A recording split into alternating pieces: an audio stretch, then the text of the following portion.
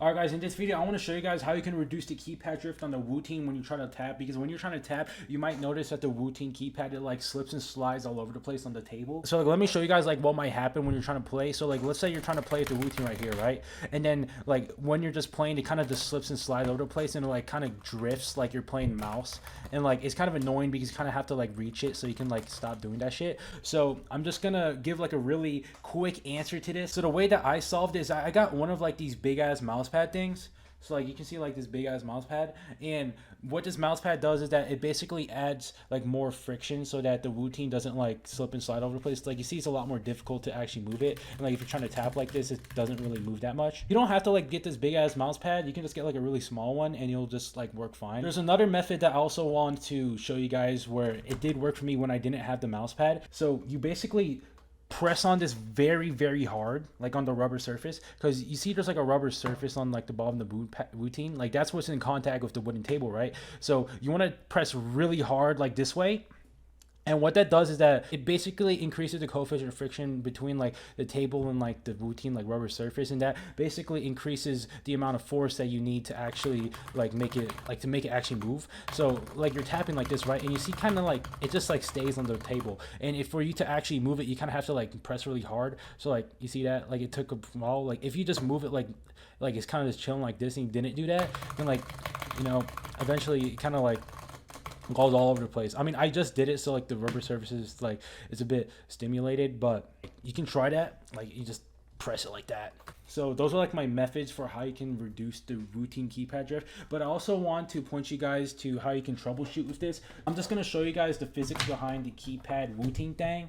Alright guys, so I just like made this free body diagram, like the physics behind it, so you don't really have to like understand it like create that crazily, but this is like the whole like diagram, what's going on when you're like tapping on the Wooting. This is like a static system, so like it's just like when you tap on the fucking Wooting, like just that instant of time when you're actually tapping on the keypad. And as you can see, when you do like the force like summations and shit, so this is like a pretty important relationship right here, where F sine theta is equal to friction. So this basically means that the force, which is from your finger, is directly proportional to the friction that is like made.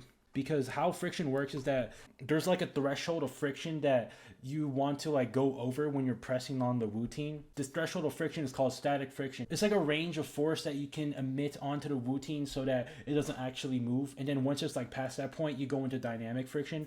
But anyways, like that's the relationship like right here. As you do like more of the math, you can find that the force is really proportional to the coefficient of friction of like between the bottom of the Wooting and the surface of the table. And this coefficient of friction is basically a measurement of how abrasive the surface is. So as we saw with the cloth mouse pad compared to the wooden table, so a wooden table is going to be a lot more slippery than a cloth mouse pad because it's not as abrasive as a cloth mouse pad. As a cloth mouse pad, the texture of it is a lot more rough and it's probably a lot more uneven than like a slippery wooden table. So that's why the coefficient of friction is going to be a lot more higher on the cloth mouse pad compared to the wooden table. So that means our relationship with the coefficient of friction in this equation number 3, the higher it is, that means there's a higher threshold of how much force you can emit onto the Wooting keypad so that it like moves around. Because it's not like you can't completely not move it if it's on the close mouse pad. It just requires more force, and like this equation right here like